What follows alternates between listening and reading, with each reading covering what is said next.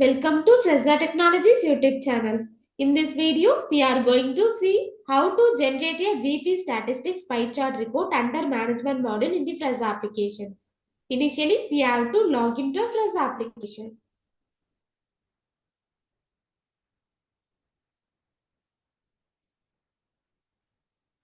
After a successful login, this is how your dashboard looks.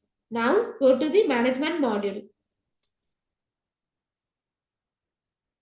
Here, we have to select the management dashboard reports menu under the management module. Now the management dashboard reports page will be displayed on the screen. Here we have to select the required date range.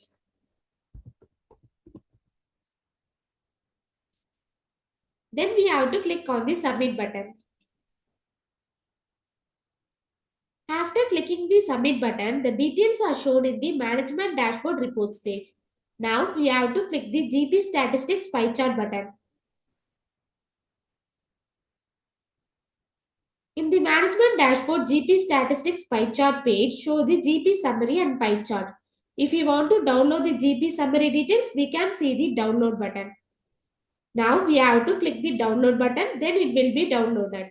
This is how to generate a GP statistics pie chart report under management module in the Fresa application. Thanks for watching.